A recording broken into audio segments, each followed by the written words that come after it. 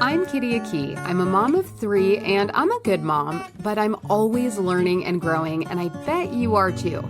So join me on my mission to learn from moms from all walks of life because, let's be honest, momming is way more fun when we do it together. Welcome to the Denmother Podcast. Hi, everyone. Welcome to another episode of the Denmother Podcast. I can't believe we're getting so close to the end of season 5, you guys. And we still have a couple of really good episodes to come, so stay tuned. Today's is a very important one because it's one that we all struggle with, power struggles. This is such a hot topic, so let me introduce the guest and then we'll get right into the episode. Katherine Sellery is a 3-time TEDx speaker, an Amazon bestselling author, and founder of the Conscious Parenting Revolution. She's a trusted voice for parents seeking to create more connected, respectful, and empowered relationships with their kids. With over 2 decades of experience teaching tools that build trust and dismantle power struggles, Katherine is here to shift the conversation around how we communicate with our kids. And oh yeah, she's also a mom to 2 kids.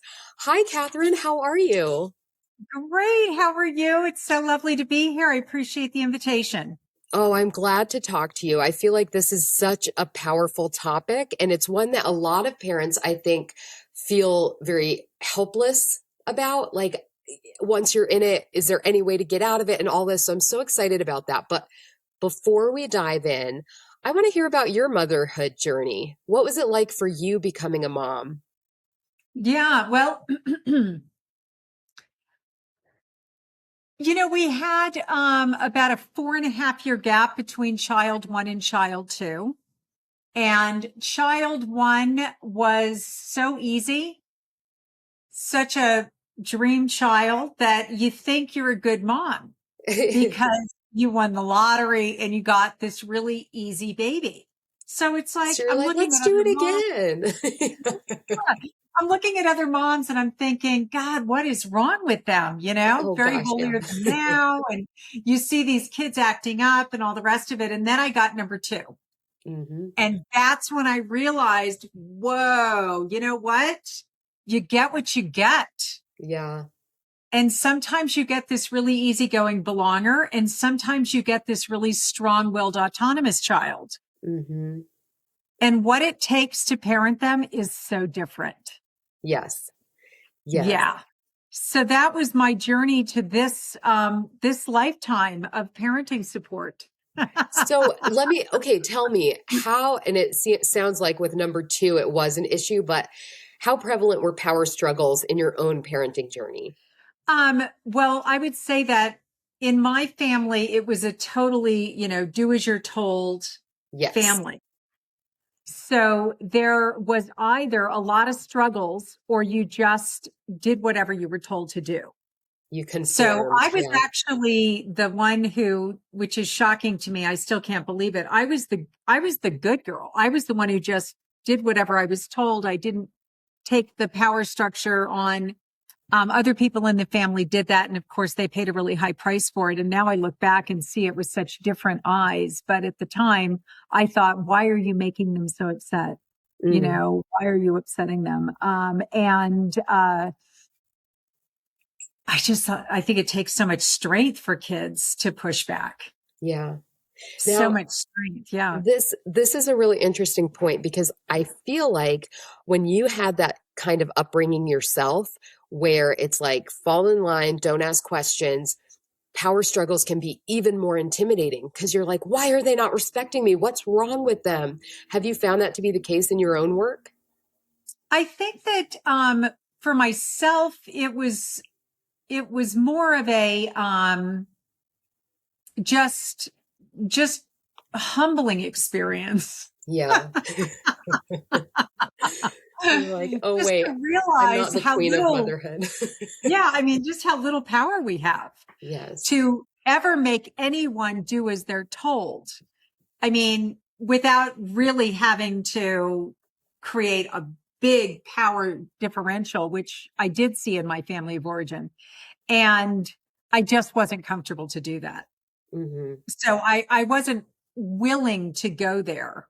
Yeah. And that was probably the steam behind my own drive to find another paradigm. Yeah. Okay. So tell me, when did that shift happen? And when did you decide I'm going to start learning about parenting and coaching and teaching parents? Yeah, when I started out, it was just all about me. It was just trying to find something that worked for me. It didn't even cross my mind that I was going to, turn into a parenting coach. It wasn't the objective. The objective was to just find a paradigm that worked, Mm. that didn't involve that real use of power, control, rewards, punishments, Shame, anything that guilt. Yeah. anything. Yeah, exactly. So, my son was about, I don't know. Let's see. He was probably 2. He's 31 now.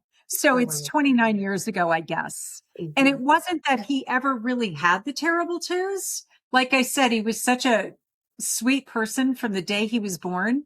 It was just that there were things that needed to be addressed. There were problems that were arising. There were conflicts that needed to be resolved.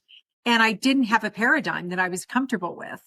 And so we were kind of just, my husband and I, both deer in headlights, looking at, well, what do we do about this? And there happened to be, where he was at a little play group, there was a sign on the wall for a parenting course. And I worked and he worked. And so it was a night class with other working parents. And it changed our lives. Oh, It wow. literally changed our lives. What And was it was taught? based, What kind of stuck with you from that? yeah, well, it was based on Thomas Gordon's parenting program. And the woman who ran it I think she had like 5 kids. Oh, wow. And she was a really proficient coach. She'd been doing it for a long time. But I would say the bulk of any parenting program is based on Gordon's original material. Wow. Anyone that differs from a power over paradigm. Yeah. So Gordon was the one who came up with the 3 R's: retaliation, rebellion, and resistance, that I've spent my life really understanding. And so I actually call on that research all the time, that when you use power over, you activate this response out of someone. If you plant that seed, you get that harvest. Yes. And helping parents to connect this harvest to their approach is the job. Mm. Because they often become so disconnected from the idea that this is the return flow of something that they generated. Yes. 100%. So tell me, I have a feeling that 100% of moms understand the minute you say power struggle. But for maybe that rare unicorn who doesn't, can you walk us through what a typical power struggle would look like? So you say to your child to, could you pick everything up off the table? We're getting ready for dinner and I need you to put everything away. And they don't even move a finger. And that triggers your button right there. And you think, was I not clear? I thought it was a request. And they are completely unfazed. I love that you use that example, because it can, oftentimes you think of it as a screaming match, but it can be that simple, where it's like this tiny thing, they're not listening, they're not respecting my authority. So tell me, I've noticed a big shift with connection. And when my kids feel connected, they're much more apt to respond in a kind way, to listen more quickly and attentively, to not react, like you were saying, with that seed that's planted of animosity or anger or resentment. So tell me, A, how important is connection in this process? And B, I forgot my B, but yeah, how important is it in this process? You can stay with A. So it is truly, in the trainings that I run, we talk about connection before correction. Mm-hmm. So everything starts with connection.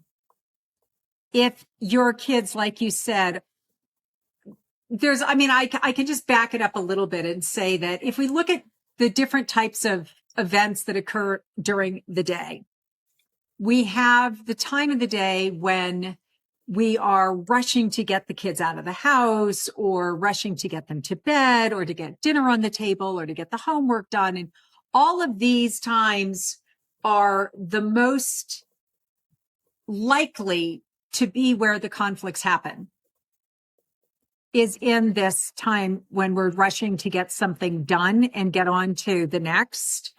So the things that affect that time the most have to do with two other factors. How well am I taking care of myself? Mm. Do I feel well rested? Am I nourishing myself? Am I feeling like I have resourced with my own friend group and my partner and my own parents? And, work is good. I mean, how well am I handling my world and how well am I taking care of me? Mm. And the other one is, am I putting time aside every single day to do something purely out of joy, fun, and connection with each and every one of my children one-on-one? Ooh. And there is a rule of thumb, 20 minutes a day per child, one-on-one, child-directed, connecting time to just hang out, go for a walk, play, do whatever, grab a cup of tea, go for ice cream, whatever. As long as the child wants to do it, they're excited about it. And presumably and hopefully you've given them the opportunity to take the lead and decide what you're going to do together.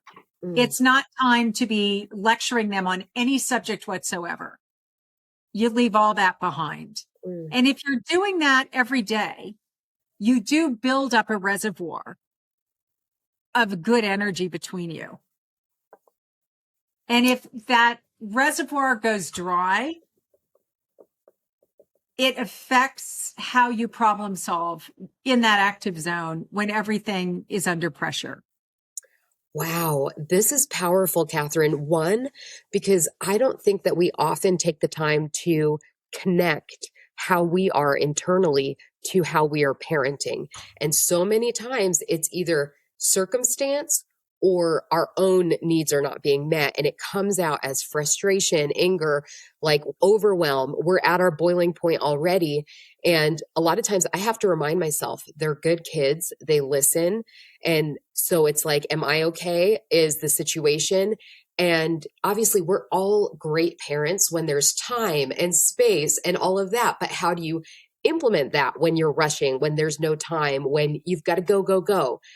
Do you have any strategies for when the circumstance is kind of dictating the emotions? Well, we start with an ounce of prevention. I think that's our first sort of like go-to is what can I do to create the structure in my life to take care of myself so that I have more bandwidth. Yes, bandwidth. To be able to deal with the less than perfect moments in my life with a certain degree of, I don't know, just lightness about it, with a certain degree of keeping everything in proportion. It's not going to be the end of the world if they get to bed a little bit late. It's not the end of the world if they get to school late. It's not the end of the world if they miss the bus. I mean, none of these things are the end of the world. They are an inconvenience. Yes. They're also an opportunity for transformation. It's around this idea of, taking on the paradigm that father knows best, mother knows best, taking on the paradigm that if you don't do this, this is what I'm going to do to you. Right? The threats, the rewards, the punishments, anything that hints at, I will make you change your behavior because I have the power to make you bend to my will.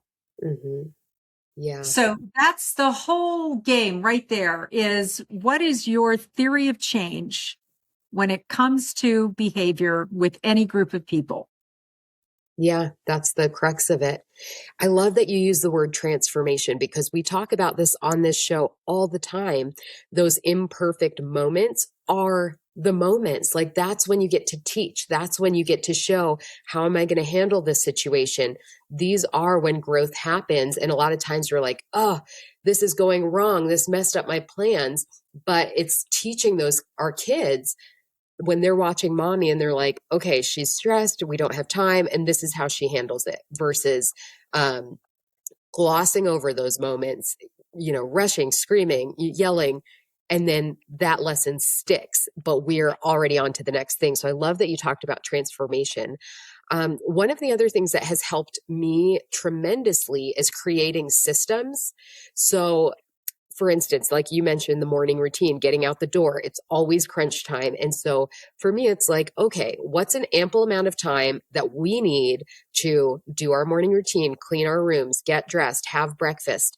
And so it's not like I'm waking them up late and we're rushing and like, hurry up and eat. We got to go. But it's like, I know I have to wake them up by 7:30. So they have at least a half hour to take it slow, get dressed, all these things, and then have breakfast. And I kind of have an internal clock of like, we should be done by this time. We should be done by that time. And we recently, my husband and I went on a trip. We had grandma come stay with them. So I printed out that timeline. Like we should be up by 7:30, eating breakfast by 7:50, starting our morning routines by 8:10. And so it was like, everybody kind of knows what time so then you can see, oh, I'm a little behind. I better pick it up. That has tremendously taken off the pressure. And also telling my kids, Mom will hold on to this for you. I'll be in charge of what time we need to leave, but you have to listen to me. Otherwise, because it used to be a fight and they'd be like, why do we have to? And I was like, if you want to take that on, you want to be responsible for what time to get up, what time to leave, you do it. It's your call. And I would just sit and play with the baby and they'd be like, is it time to go? And I'd be like, I don't know. Is it? And they'd be like, they would get so stressed out and they said, okay, I want you to take this on, Mom. And I said, okay, then you have to listen to me when it's time to go. And so creating that system and having them realize, like, if I have the choice, it's really stressful. If Mom tells me, then I don't have to think about it. Oh my gosh, game changer. Are there any other systems that you could think of that we can put in place to kind of take the circumstance out of the power struggle? Yeah, I mean, first of all, I love what you've created. And I would agree with you that takes a lot of the stress every day away if everybody knows the expectations. Mm. And that's essentially what you've got a pretty good idea every day. This is what I need to be doing. By this time, I need to be done, blah, blah, blah. The only thing I would add to that is that not every child processes everything verbally. Mm. And so what I found with some kids that works better than verbal is if you can show them a picture of it. Okay. So you make a deck of cards and you catch them doing it right. I mean, the principles for all of this is you catch everybody doing it right. You highlight, verify, acknowledge, as opposed to working around the model of catch them doing it wrong, criticize, bring it up a lot. Mm-hmm. So instead of catching them doing it wrong, we catch them doing it right. We highlight, verify, acknowledge. We never praise because that's the number one way to reach, low self-esteem. Mm-hmm. So we just abandoned praise a long time ago and moved to the acknowledgement model. We highlight, verify, acknowledge. Did you know you could do that? Wow, that's so great. I see how much effort you put in. Thank you so much. So all of that material. And then in case they actually process life more visually, we give them the visual cues. So there's a picture of them getting out of bed. There's a picture of them making their bed. There's a picture of them putting their clothes away. There's a picture of them brushing their teeth, packing their lunch, whatever it is in your family. And they get their own deck of cards with them doing all the stuff. Oh, I love that. And then they can use their own deck of cards to basically be like, okay, check, done that, check, done that, check, done that. Nice. Without having to have verbal cues all the time. Yeah, that makes it even easier. That's really great. And I think one of the things you were talking about with acknowledgement, it's so good because it doesn't put it on you, who you are, your identity, but it puts it on your behavior. So for my boys, I'll tell them, whoa, you're on fire this morning. And they'll be like, what about me? Am I on fire? And I'm like, yeah, you're ahead of schedule. Oh, wow, you've earned like 10 minutes of free time. What do you want to do? And so then they're like, oh, I can work toward that. I can read my book or look at comics or whatever. But just being like, or if they're behind, I'll just be like, okay, you're running a little behind. Can you turn on the jets?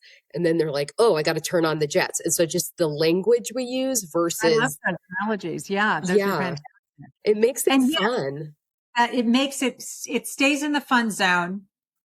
It keeps us out of the power struggle. Mm-hmm. Because you're using the language of acknowledgement as opposed to praise and working in that field, then Yeah. I mean, it's the difference between them recognizing and acknowledging that they have a skill within themselves, Mm-hmm. which is the foundation of self-esteem rather than what does somebody else think about me? Mm-hmm. Right. So socially prescribed perfectionism is when you've trained your children to look around and see what other people say and what other people do and how they measure up. Mm. And so self-referenced is where I didn't do that well on my spelling test. I did better this week. I feel really good about that. And it has nothing to do with your grade. Yeah. Or anybody else's, because you're not looking around the room to see how you performed or outperformed or underperformed compared to somebody else. Yeah. You're back in the land of, I didn't do very well. I worked really hard. I did better this week. I feel good about that. Yeah. And you know what's crazy is with my boys, I've noticed them, we'll go on hikes and that's kind of our way to like talk and just be together. And the way they talk about themselves, I'm like, whoa, I would never have talked about myself internally that way. Like they'll process and be like, yeah, I noticed I'm not that good at pitching, but I'm really good at hitting. And it's just like, there's no emotion attached to it. It's just, like, they're this observers. Is the reality. Yes. And I'm like, they're that's observers. amazing. That is really beautiful. It's really cool. And I love where we are in our culture of parenting today, where it does allow for more of that. And it's like the truth and the love, versus maybe blowing things out of proportion or allowing kids to internalize things. It's like, we can create boundaries, we can create discipline with truth and love. And so I think there's a lot of positive things happening in parenting right now. The other thing I wanted to talk to you about is emotions. So one of the things, and I am hot-blooded, it's like, that's my default setting. And I know another mom who grew up in a house full of yelling and screaming. And so she would get really triggered and she would put in earphones or like earplugs. So it would help to regulate herself. But one of the things that really helped me was the book Positive Discipline by Jane Nelson. I don't know if you've read that book, but a lot of it is just you set the expectation, you come up with a consequence if they miss the expectation, and you enforce the consequence. So it's like, I need you to put your socks in the hamper. They don't put their socks in the hamper. You say, oh, you didn't put your socks in the hamper, so this is what's going to happen. You don't have to yell and scream and cry and cajole. It's just like, this was the expectation. We missed the expectation. And so that has helped me a ton to be like, say, we've told one of our kids to not hit his brother. He hits his brother and I say, okay, I don't like that was the choice you made. So we've talked about this. And if you hit your brother, you don't get to play video games this weekend. And then he cries and he cajoles and he's like, having all these emotions. And I'm like, this is the expectation we set. And so this is the boundary. I'm sorry you crossed that boundary. And then you just stand firm. And it's like, I don't have to scream. I don't have to yell. I don't have to say, we told you 8 times not to do that. It's like, we already have a clear expectation. Is that kind of similar in keeping with what you teach, or is that a departure? It's actually a departure. Oh, okay. Yeah. So the thing that I really, really want to focus on is that every behavior is a attempt to meet a need. Mm-hmm. So if we use this paradigm, and it's a choice, you don't have to, you can use another paradigm, but it's the one I chose. So if you use the paradigm of needs are either being met or unmet, and when I can't meet my need, I fall apart.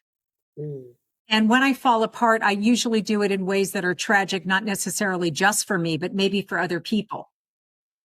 So if I see the tragic expression of an unmet need, I have a choice to make that the primary issue or to keep it right where it belongs as the secondary issue and get to the underlying unmet need that gave rise to the feeling and the action and behavior. So let's use your example. You have one child who hits another child. I look at that as a cue and a clue, a signaling behavior. Of course, we don't want him to hit his brother. It's not acceptable. It's clearly not okay. So we communicate, look, obviously there's something going on for you. Your feelings are overwhelming and your unmet needs have driven this behavior, which is not okay. I have to keep the rules. Everybody stays safe in this family. And what I'd like to support you with is when this something feeling arises that leads to that action, how can I support you in figuring out another way to work with that underlying unmet need? That all feelings are connected to unmet needs, right? So a feeling is like the light on the dashboard flashing. And when you see the light on the dashboard, the problem isn't that the light is flashing. So you don't try to figure out how to disable the light. Yes. It's that, oh my God, I'm about to run out of oil, or my engine is overheating, or I'm out of gasoline, or. Yes. So our interest is not to disable the light, even though the light in this case is a hit. I don't want that to arise, but I also don't want to move into the land of rewarding or punishing the behaviors I want or don't want. Right. Because it completely disconnects me to what arose internally that gave rise to that action or behavior. I've never in 25 years of coaching seen an action or behavior that isn't tied to something. Yes. So what's giving rise to it is what I'm interested in, as opposed to how do I punish him to make him never do that behavior again without supporting him to figure out how to regulate his emotions. Yeah. And that's good. And we talk about that too with, we'll say, we always love you. There's nothing you could do to make us not love you. It's when you allow those emotions to lead you to a bad choice. That's when we have a consequence. So in our family, that's how we do it. So it's when they would say, you don't love me, and we'd say, no, we always love you. There's nothing you can do, but you get to choose what you do, your choices. And we'll talk to them about what happened and all that. But we do enforce consequences. In this particular situation I was telling you about, it was not hitting necessarily, it was spanking. So he will spank his brother on the bottom and will tell him, don't touch people's bottoms. Your brother has told you not to touch his bottom. And he'll do it repeatedly. So that's when we're like, okay, we've created this framework of like, and it's usually being silly where he's just playing and we're like, well, he doesn't like when you touch him there. So you need to not touch him there. And so now it's like breaking a knee-jerk reaction, a habit. And so we're like, this is how he will connect not touching, because he loves his video game time and it's only on the weekends. So I'm like, and then it sticks. At least it seemed to have sticked more, because it's not necessarily a negative behavior as much as a habit. But I see what you're saying. And I 100% agree with that, of like, let's change the oil. Let's not try to dismantle the light. I mean, from my paradigm, we want to create an internal locus of causality. So an internal locus of causality comes about through connecting my inner world and what is arising and how I connect with it and what happens when something inside of me happens. Yes. So when we don't do the work inside, then we may get a change in behavior. Maybe. I'm not sure. We'll see what happens with your story. But what I see is a lack of skill. And so regulating themselves. The work is around skill building. The work is around skill building. There's also work around, if you can't play nicely, you can't play. Yeah. And so, I'm going to have to take you out of this playground, playroom, whatever, and come sit with me. Let's, get you calmed down again. And then let's work through this. And it's all done without the use of power, rewards, or punishments. When you train a child to think they change their behavior because of what somebody does to them, then you take their power away and their agency. So people need to learn to change their behavior because they choose it. Yeah. Because they've chosen regulation, that they recognize that they could choose this other thing still, but that it's out of alignment with their own values. They have learned, and this is the core, is that to teach consideration of other people's experiences of my behavior. And I want them to learn to be considerate, not only of what their behavior is doing to other people, but also considerate of what other people's behavior is doing to themselves. Mm-hmm. So it's a huge theory of change. I mean, my theory is different than yours. It's okay. Yeah.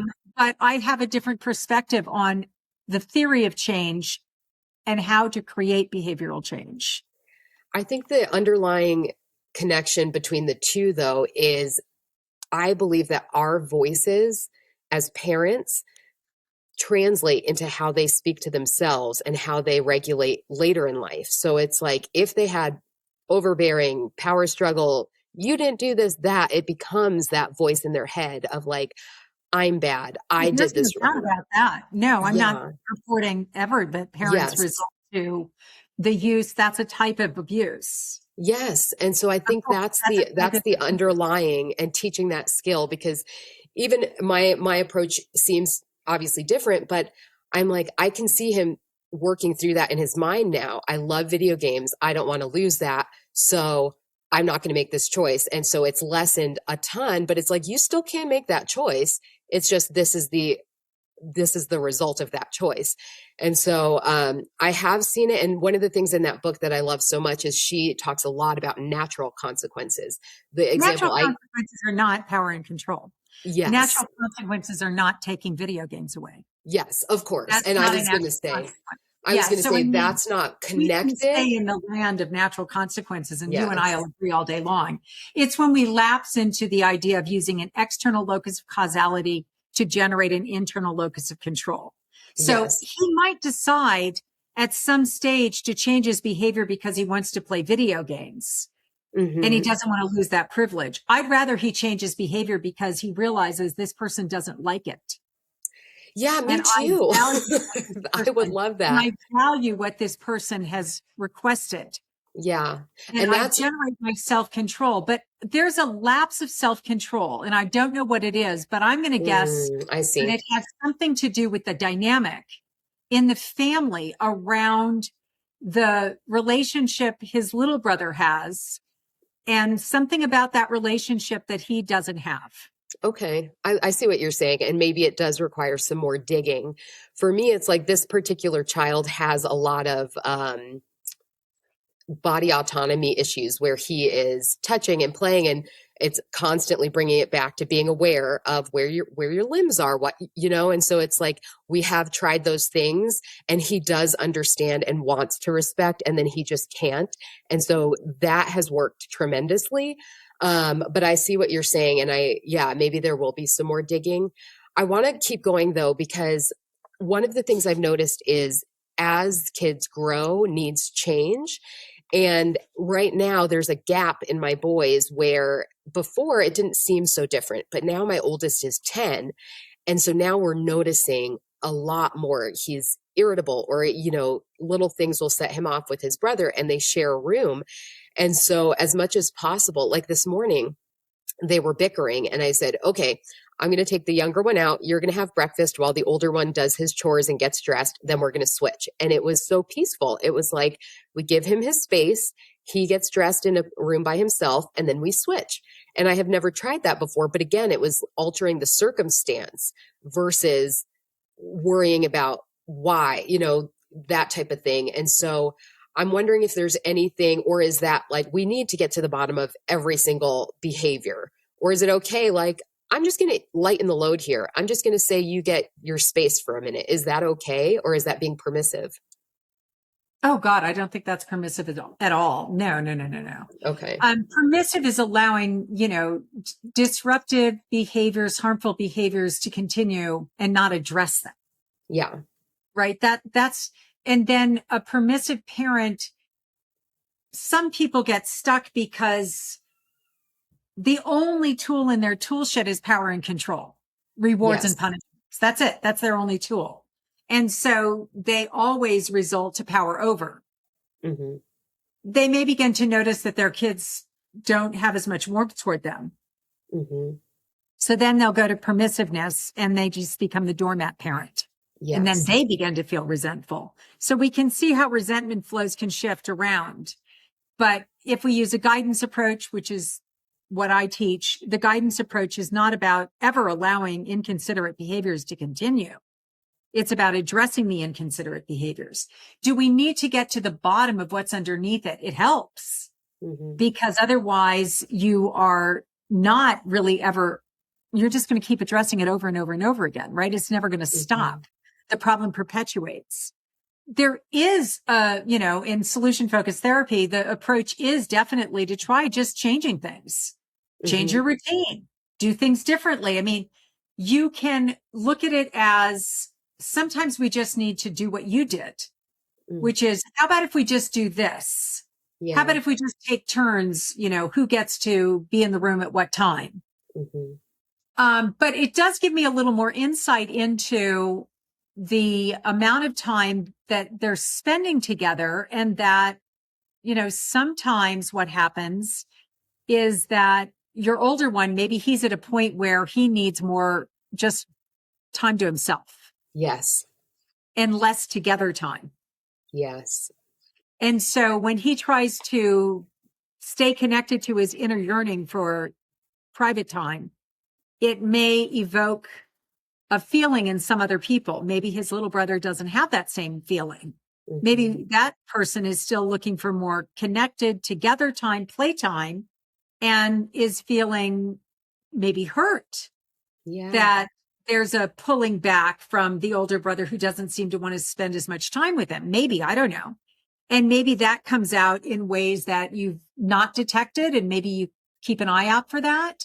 But it could be a conversation around, everybody needs not just together time, but also alone time. Yeah. And needing alone time is not anything about you being not fun or somebody I don't love or care about. It might be that it's being misinterpreted. That's a really interesting It may not even point. be the situation, but it could be. It's interesting just to think about, because we've noticed that as our son, is now 10 and he's almost in preteen years, we've noticed he needs more space. And so we've given him the office. If you ever need to go downstairs and just have some quiet time, you can use the office, lay on the couch, read. You can go outside. You could take a walk. He has enough autonomy to go on a bike ride or a walk by himself. And he has utilized that. But I have never thought about the experience of the younger child, of like, oh my gosh, I wonder how this is affecting him. And we do have another child, and so they'll often play together too. So it's like, but maybe, and he is the very touchy, feely, clingy, he's the one who's always spanking bottoms. So I'm like, maybe at that point it would be like, hey, do you want to cuddle and read a book or do something while he's having that quiet time? I never even considered that. So that's beautiful. The other thing, and maybe this is continuing on in that theme of situation, but I think what I've learned, and I'm still, I would say, new at this. I mean, I've been doing it a decade, parenting. The other thing is that we don't always see the full picture. There was a time when our middle child was constantly having behavior issues, and there was all of these things going on. There was nightmares, waking up at night, overheating at night, all of these things. And we were like, what's going on? So I would try to get him cool packs for his bed, for his pillow, cooler sheets, cooling pad, all these things. We would talk about fear. We would pray over his dreams, and we would work on, consequences if he had bad behaviors.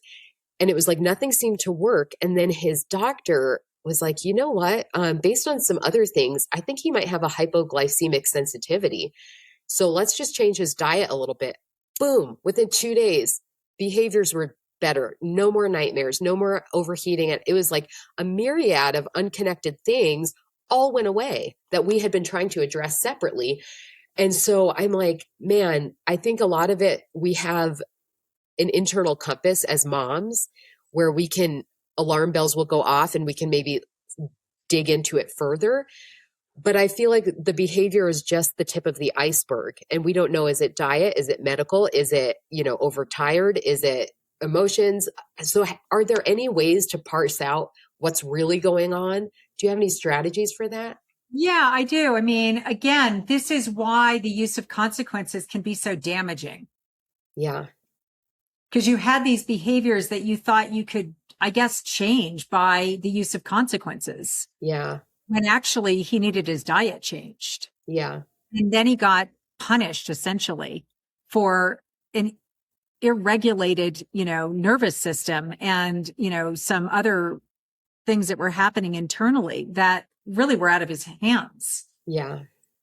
And it's sort of, again, we're back to curiosity when the behaviors are sort of inconsiderate around like, gosh, this child, I wonder what's going on for him, because I don't believe people are just inconsiderate without it tied to something.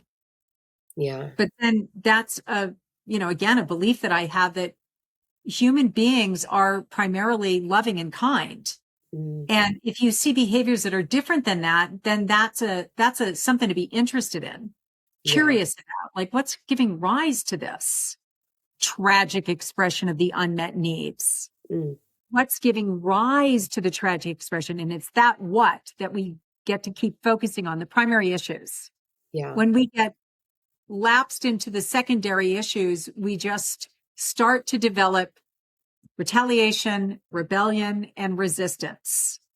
Mm. And we layer on top of whatever the reason was for this lapse in behavior, on top of it now, because of how we handled that, we can start to activate a resentment flow where it becomes even more exacerbated. Yeah. And then if you continue down the road of, okay, well, what's the consequence for that behavior? Then before you know it, you're way over in the land of anger and defiance. And you have a dance that you've put into place because the way we saw the initial thoughtless behavior and how we felt we needed to change it led us to this other place. Mm-hmm. So when I listen to this, I think to myself, okay, we have a model, and this is the model. This is actually a researched model where you have a behavior and you think to yourself, okay, this is a thoughtless behavior. I'm not okay with it, but what's the origin of the behavior? 75% of behavioral disruptions are the 3 R's. 75%, 3 out of 4 problems and behaviors are a reaction to power being used over them. So every time I have a client, I always lean in to try to feel into, is this retaliation, rebellion, resistance? If it is, how the parent is dealing with things is giving rise to this harvest that they're collecting. So super easy solve. The parent addresses problems with more effective conflict resolution strategies. The 3 R's disappear, and we really get down to just dealing with the primary issues without all of this other stuff. So that's the first circle, because that's most of the time what it is. So if we peel that back and that's not what it is, then the second circle inside of that is what we look to. Is there something in the environment? Is there a coach who's singling out a child and being mean to them or putting them on the spot and making them embarrassed? Is there a parent in their world that's doing this? Is there a teacher? Is there a kid? Is there a bully? Is there something in the environment that they're in turmoil about because they don't know how to deal with it? So that's giving rise to the behavior. And that's the problem that needs to be addressed. So then we look for that. So if it's not that, then we go to the next layer. Is it just a lack of skill?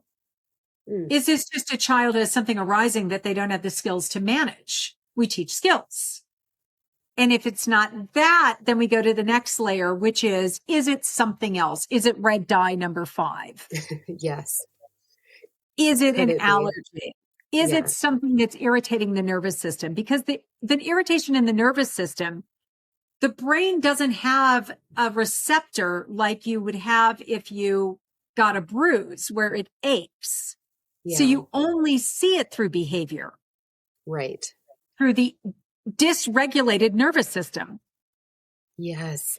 And I love that you mentioned curiosity, because that is such an easy go-to of like, let's create the muscle of instantly, let's be curious and ask why. And with this particular thing, it was like, it had been going on for months and I kept asking myself why, and we would change this, we would change that. And it was, and I, we did do consequences, but it was like, I didn't stop there. I didn't stop saying why. And I asked his doctor. And then it was like maybe 6 months in, oh, we got it. And then it was like, and we had to talk about that with him of like, apparently it was this thing going on and now this is going to be help. And I have noticed too, just overall, we don't have power struggles in our house, in our family.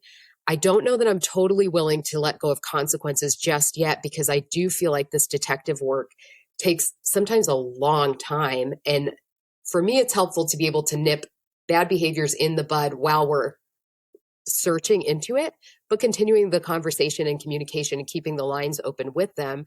But it's like, so this thing took 6 months of curiosity of like, what is this? What is this? And I can't allow bad behaviors to go on while we're figuring it out. But you have given me a ton to think about. So I'm going to work on that curiosity muscle. I'm going to keep pressing in those areas. I hope all the moms listening will do the same. Is there any last word of advice that you'd like to share with us before we wrap up? Yeah, I mean, I guess the rules of the road in the family system are always going to be most effective when they're generated collectively. Mm. So when we create the rules of the road, we sit down as a family and we talk about in this house, and I recommend people take a piece of paper. Everybody gets a paper, they get a crayon, they draw their house. And then they put inside of the house the things that get to happen in their house. We get to make mistakes. If that's okay. I'm not sure. Because in some cases, it's not acceptable to make mistakes and people get consequences.